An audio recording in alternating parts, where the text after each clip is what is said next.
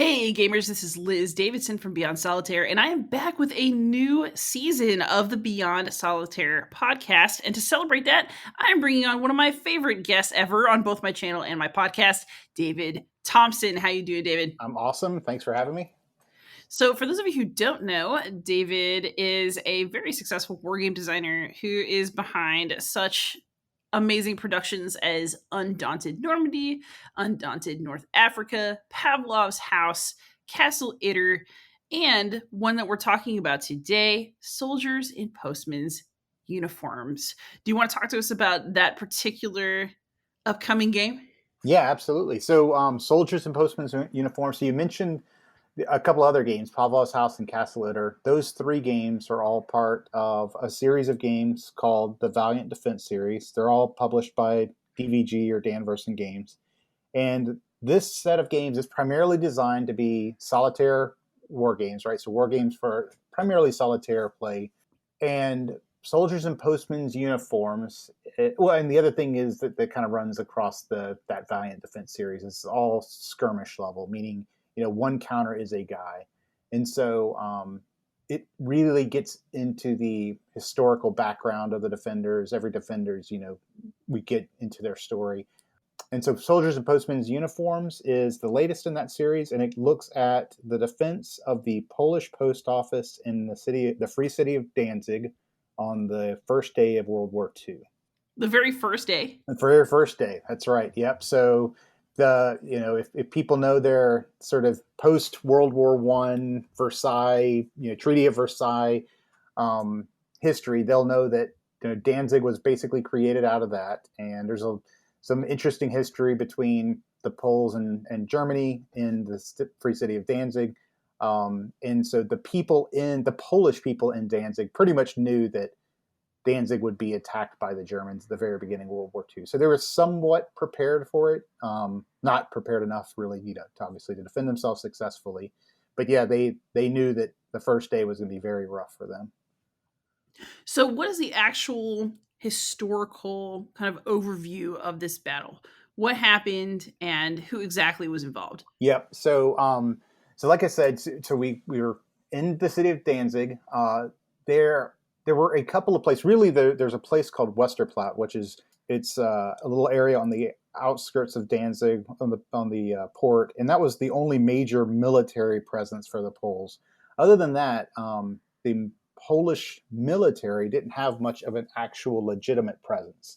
But what they did have were these sort of paramilitary, if you will, groups that were present at extraterritorial parts of Poland within Danzig. So like the Polish post office was Polish, whatever, kind of in the same way that like a what do you call it? I'm blanking.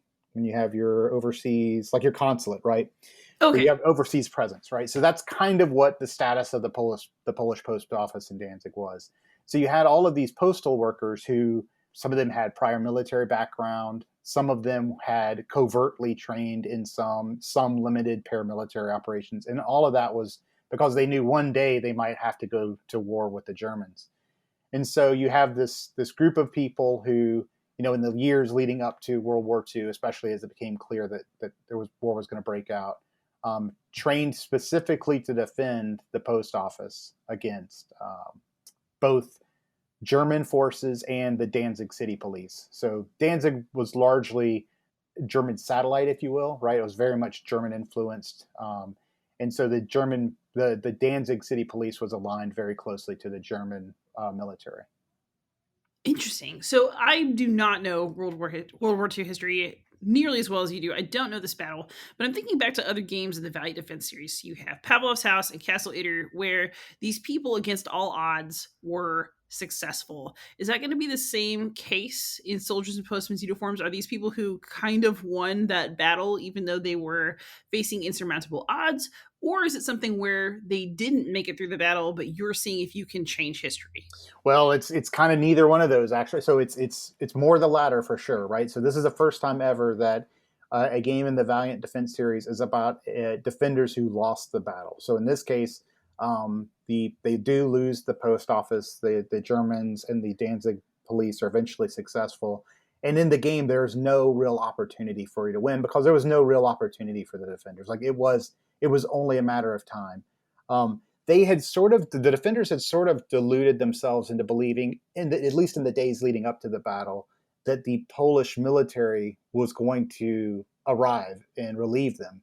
And so they were just going to do like a holding fight where they just had to hold out long enough. But really, that was never going to be the case. In the days leading up to the World War II breaking out, the Polish military kind of repositioned their forces, and there was no chance that they were going to help the forces in Danzig. So there's no way in the game to win. You just basically, the goal of the game is to sort of recreate the success that the defenders had because they held out for about 15 hours, right? So it's 56 people, most of them untrained postal workers, and even some non-combatants holding out against entire military units of SS, SA, and police, trained police.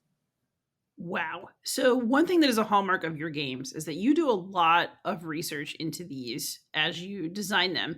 So, what are the kinds of information that we have about this battle? You and I have talked in the past about looking at GIS mapping and looking at, all kinds of stuff for other battles. But what kind of information is there for this one? Yeah. So when so it's kind of interesting. Had finished up the design for Pavlov's house, and Castle Litter had been designed before that. So at that point, I was like, hey, what should be the next game in the series? I asked that on Board Game Geek, and a guy named Michael Kochman, he replied, hey, you should look into this battle.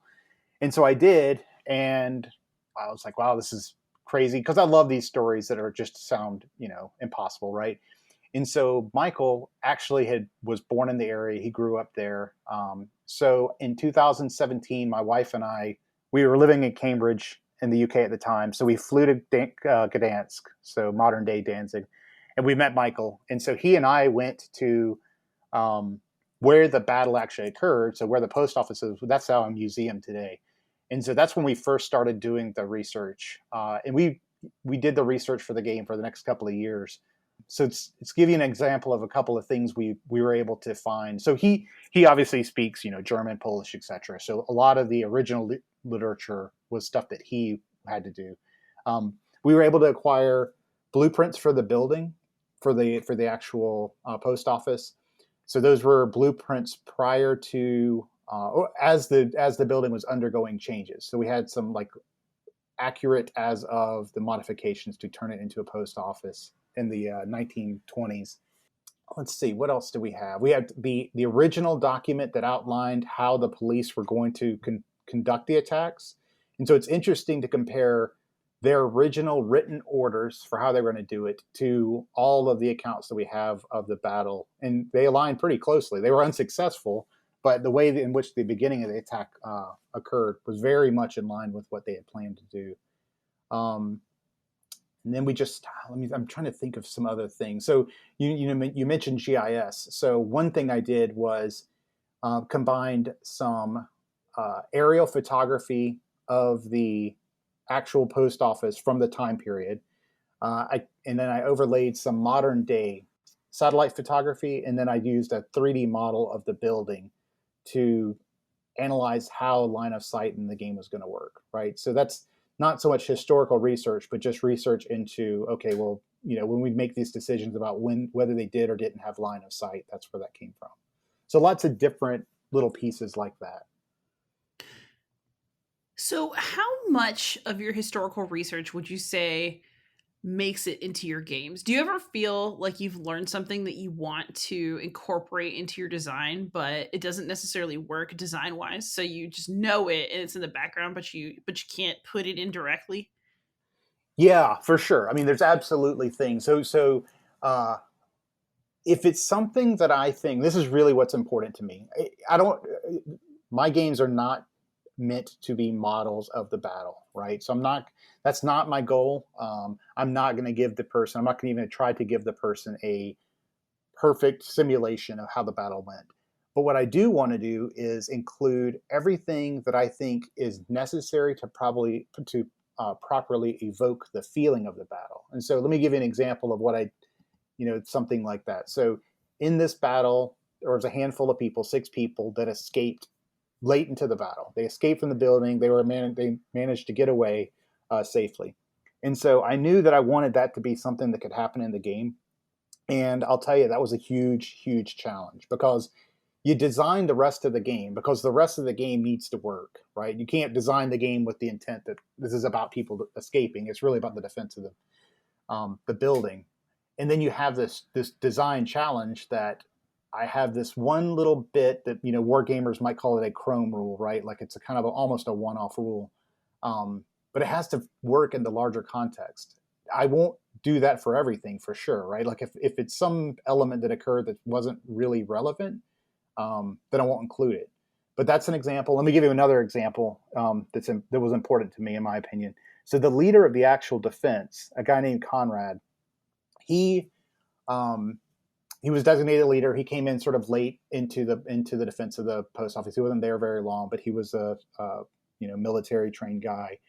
And during the battle, he was defending people inside the building and used a hand grenade against the attackers and actually killed himself. And so it wasn't, in my opinion, that needed to be able to happen in the game. Not necessarily specifically to him, but to defenders. And so it wasn't enough just to be able to have hand grenades in the game. Like there needed to be a mechanism that allowed for you, if you failed in a certain way, right? Not a very high chance at all, but maybe in 1 out of every handful of games you played, there needed to be a chance that one of your defenders, used a hand grenade and killed himself. So those are the Chrome rules that are really important to me. They're core parts of the story that I want to include. And then there are things certainly that, that, like you said, that might not make it into it, but I know about them. Are you going to be publishing a companion guide to this game as you have with others Yeah. earlier in the series? Yeah, for sure. Yep. I finished it, the draft probably close to a month ago. It's 48 pages. So it's a little bit longer than Pavlov's House and Castellitter, but not quite as long as the one I did for By Stealth and Sea. So pretty meaty.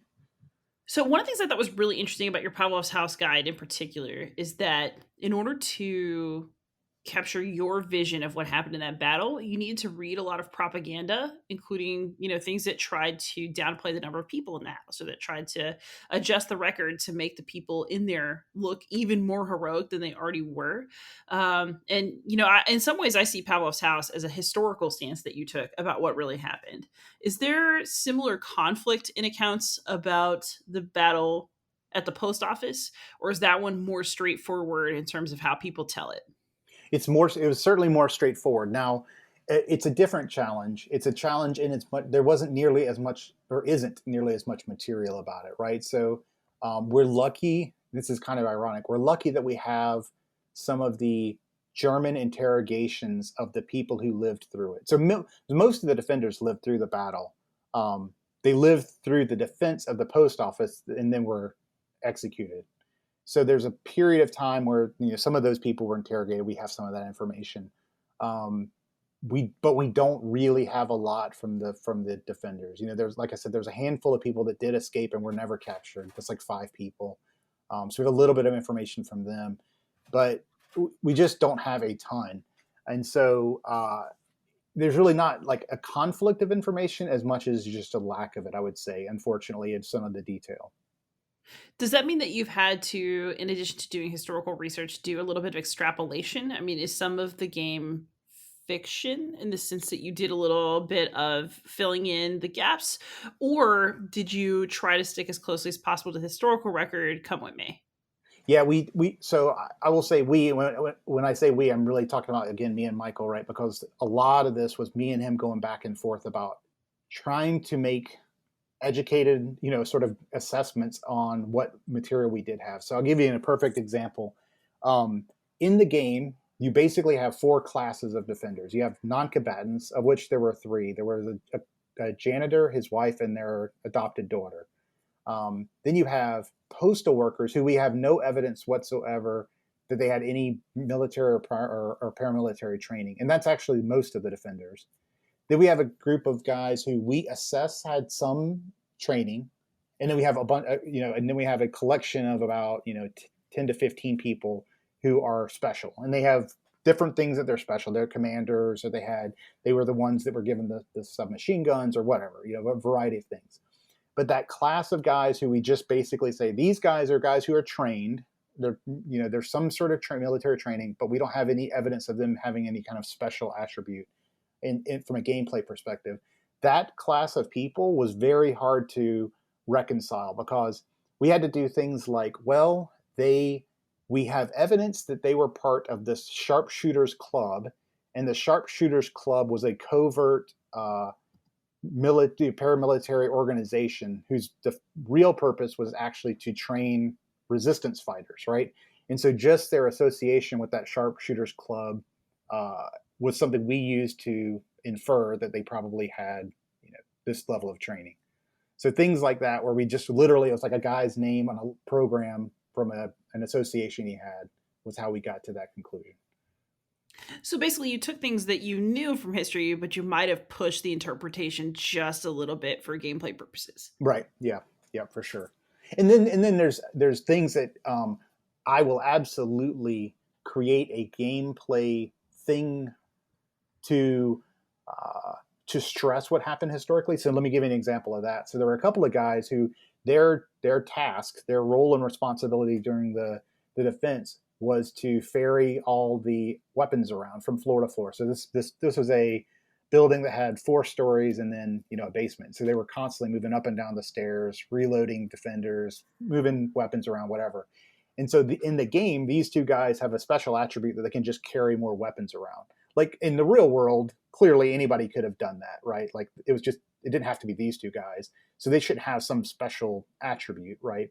But I want players to want to use these guys just in the way that they were used in the real world. And so the way I can get players, incentivize players to do that is give them a special ability, right? If that makes sense. Yeah, it does. So one thing I am wondering about then, since this battle is a little bit less well attested in terms of evidence, one thing that's also been a hallmark of previous games in the Valiant Defense series, and also in other games, such as the Italian Frogmen by Stealth and Sea game, you've had images of the people involved to the best of your ability. Were you able to find photographs for some of the people who participated in this battle? And if you weren't able to, what did you do instead? Yeah, so we've got, of the 56 defenders, we have images of 54. Now, wow. I know, yeah, I know. Believe me, it's like a quest, right? It's like the side quest in a role playing game or something to go out and find all these images. But some of them are really, really bad, right? Like, man, that's horrible, and you wish you could make it better. In the case that we don't have them, there's a sort of just a silhouette that I use.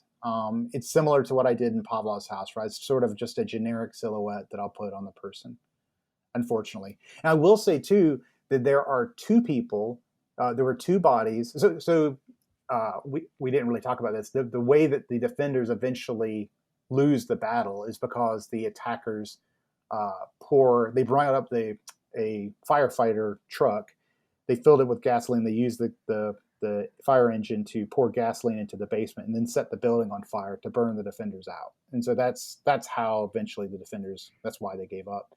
But 2 bodies were burned, and presumably they were defenders. So there actually was potentially 58 defenders, but nobody knows to this day who those 2 people were. So, wow. Yeah. So you had a fire truck that did the opposite of what a fire truck should do. Yeah. And this is interesting too. And I talked about at the beginning that this game is a solitaire game. This one, unlike the other 2, is uniquely solitaire. You cannot play as the attacker. So there's variants in Castle Itter and Pavlov's House that allow you to play the attackers. And I stress variants. Like, I would not say that Castle Itter is a 2-player game, right? And I wouldn't say that Pavlov's House is a 3-player game.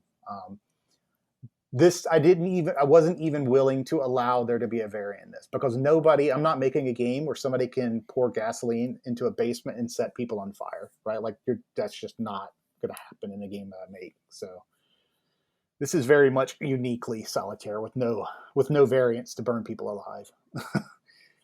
I'm going to just go on a limb and say I'm relieved by that. Yeah.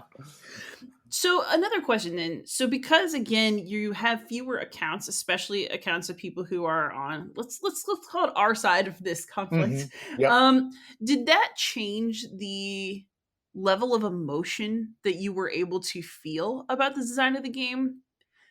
By losing the accounts of people who were in this situation, did it make it harder to step into their shoes? No, I don't. Well, so one thing is, it's the only place that it's the only one of the three battle locations that I've actually visited in person. And the museum is the post office, right? Like it's one and the same. It survived, and so, um, I mean, I walked in their footsteps to a degree, and there's some really um, somber, memorials and stuff there. So that's very much from an emotional perspective. I would say it's by far the strongest one, and of course the fact that they were unsuccessful in their defense, right?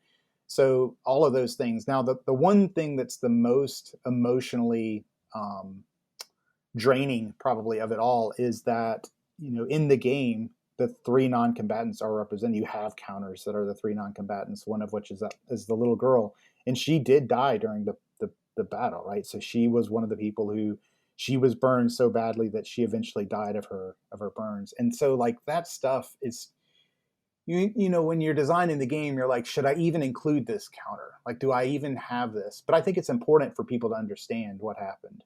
Um, so yeah, no, I tangent a little bit there, but yeah, absolutely. Even though we don't have as detailed accounts, for sure, it still resonates. So you talked about designing your games in terms of what you want the player to experience. What is the primary emotion you want players to come away with after they play Soldiers in Postmen's Uniforms? Oh, I think it's I want them to come away with a better um, appreciation for what these defenders had, the odds that were stacked against them, right? Like this is a no-win situation. So the best you're going to do is hold out, and yet these people were brave enough to do that, right? Because I mean, you could just give up, right? They could have just surrendered at the very beginning. That was a totally possible, option for them. And they didn't, and they fought through three different waves of attacks. I mean, they were being attacked by howitzers and infantry guns, and you know, surrounded on all sides and held out for 15 hours. I mean, that's remarkable. And so, if somebody can come away from it and say, "Yeah, this was a group of people that only gave up when they absolutely had to, right? Because of the horrific things that were being done to them." That's hopefully what I'm able to accomplish. So, out of curiosity, you talked about having read some German interrogation documents of people who were survivors of this battle and who were taken prisoner. Is there any, I mean, what are they like? Is there anything particularly chilling or upsetting about reading them? Are they weirdly business-like? I'm just curious. Yeah, no, they very much were business like, and so it was actually the guy who the interrogation that I'm specifically referencing was the guy who was essentially the second in command, who became the de facto commander when the leader of the defenders died. And they were just asking him. It's interesting. They were asking him things like, was there a plan for the defense, etc. And I think what the intent of the German interrogators was to paint the defenders in as much of a military light as possible. Basically, say you guys were military, you were not civilians defending the post office. I think that was the intent of the interrogation. Um, but it was not, it was very much business as usual, sort of like what was your defense plan? Who was in charge? What were your weapons? That kind of stuff. Huh. So the other thing that's interesting about Social Postman's Uniforms is okay, where so I know that Castle Eater was published after Pavlov's House, but it was actually your first design. Is Soldiers and Postmen's Uniforms really the third design in the Yeah. series, one that came along after the other two? Yep, for sure. Yeah. So very much Castle Litter was designed first, then Pavlov's House, and I didn't even start on Soldiers and Postmen's Uniforms until I was done with the design for Pavlov's House. So it was I think it was like 2000 from just a design, not a published perspective. I think it was 2014, 15 for Itter, and then 15, 16 for Pavlov's House, and then started on the research for this in 2017. Oh wow, so this has been a while. in Yeah, development, starting with the yeah. research. So, as somebody who's designed several more games between something like Castle Itter and now, how would you say that Soldiers and Postmen's Uniforms represents evolution as a designer for you? I mean, does it is it a step forward? Is it more complicated? I'm just curious about how you see it in your own progress as a Yeah, designer.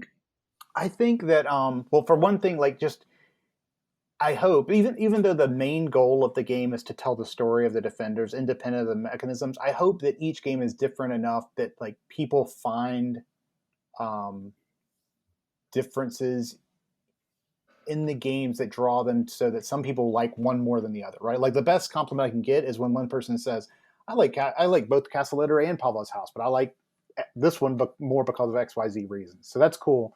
And hopefully this one will also be different enough that people will find it interesting. The only thing I will say that like I think is objectively better, not just different in the design itself, is that I think there's parts of Pavlov's House, and maybe more so in Castle Itter, where you're resolving some of the attacker like there'll be a card and you'll have to resolve multiple things for the attackers, right? Like you go through this whole suppression thing and different groups are suppressing, etc., and it can take a little while to resolve. None of that happens in Castle Itter. Like it's literally flip a card and one thing does one thing for the attackers, and it kind of just moves along as a better clip, I think, from Mhm. just a flow perspective. And I think that's, at least for me playing, I think it's objectively better. Um, and if I went back and redesigned Pavlov's House and Castle Itter, I think I would look for an opportunity to maybe streamline a couple of the attack actions so it didn't have a longer sequence that kicked off. That makes sense. So, are you currently researching any future installments in the Valiant Defense series? Yeah, I'm actually. So I haven't decided what's going to be next. So I'm not in. It's not far along at all. I would like. Oh well, I will say this. DVG would like me to have at least one game from the series out every year. I'm not sure that there'll be one next year. If it is, it's probably very, very late in the year. Um, I can tell you, if you're interested, what sort of things I'm looking at as potential options. Absolutely. So one of them is based on the siege of Jodetville. Are you familiar with that? Only from talking to you about it. Yeah. So the one is that, and people may be familiar with the. There's a movie about it, about an Irish unit in Africa that was under attack. They were an Irish unit operating as part of a UN peacekeeping force, and that actually is not World War II. So obviously that's in the 50s, and so that would be anew for the series. There's a there is a intelligence reconnaissance platoon that was instrumental in holding off this is a U.S. unit. It was instrumental in holding off a much larger German force during the Battle of the Bulge, but it's just a single platoon. So that's kind of interesting. Um, what was the oh, and of course Hill 314. So that's during the Battle of Mortain. So that's something very close to me, because that's, again, I think you and I have talked about this a little in the past. This My grandfather was part of that unit, so that would be Battle of Mortain during World War II, for during a major German counterattack. So those are some of the ones that I'm thinking about. I just haven't decided yet which one, and the reason for that is um, there are a lot of people who really, really, really like Castle or Pavlov's House, like 3 map division of the game, and they like the operational elements. And so part of me wants to give people more of that, the integration of the operational elements into the design. And if I do that, that's probably the Battle of Mortain lends itself best to that, and the other Right. two designs don't. So it's kind of trying to decide, where is it a gameplay decision, or is it just strictly the story? So we'll see. Well, I'm of the opinion that you should just do what you want because we'll enjoy it. But I can see the Yeah. different considerations. So Yep. Yep. you're a meticulous planner. So I know that Valiant Defense is not the only series that you're thinking about. What other upcoming games can we be looking forward to? Ooh, well, so well, the next game. So some of this is not war game historical stuff, right? So if you'll indulge me, I'll go through a couple of those, even if that's okay. Absolutely. So the very next thing that's coming out, I guess, next week on Kickstarter is Dire Alliance Horror. Do you know about that? Have we talked about that one? No, I have no idea. Okay, so this is a cool story, and this is a sign of the times that we live in for how game design deals get done. So Adam and Brady Sadler, right? Absolutely. You know those guys. So not long after Undaunted came out, Brady Sadler was playing it, liked it a lot, and tweeted about it, and said, "Hey, wouldn't it be cool if there was like an adventure game that used this system?" And so Brady and I started talking, and eventually Trevor Benjamin, so my co-design partner for Undaunted, met up with Adam and Brady, and we decided to co-design a game, and that is Dire Alliance Horror. So it's essentially a skirmish minis combat game with a horror theme that uses the Undaunted and War Chest sort of DNA, right? That sort of deck building, bag building thing. And Ooh. so Trevor and I designed the battle mode, which is a 1v1, very much in the same vein as Undaunted. And Adam and Brady took that and they created a solo co-op raid mode. So it's different game, but I would say it shares, obviously a lot of DNA. So that'll be two games that come out as part of that same, or two gameplay options as part of that same game. Ooh, that's really exciting. I'm gonna Yeah, have to yeah. spend some money. Yeah, no, I think I'm super excited. So, I mean, this is totally silly, but I've never had a game other than Sniper Elite that had minis in it. So, just like from a pure toy factor, it'll be fun to have like a little, minis skirmish game. That, I say mini little, it's going to be huge because they also they're teaming it up. So it's the game design, which is Dire Alliance Horror, with their horror line of minis as part of this game's same Kickstarter. So it'll be like 48,000 horror minis, right, as part of it. So Oh that'll be my cool. goodness. All right, so Soldiers and Postmen's Uniforms. So by the time this podcast actually airs, I'm pretty sure Soldiers and Postmen's Uniforms will have just gone live on Kickstarter. When is that campaign happening? That is November 17th is what we're thinking is the launch date.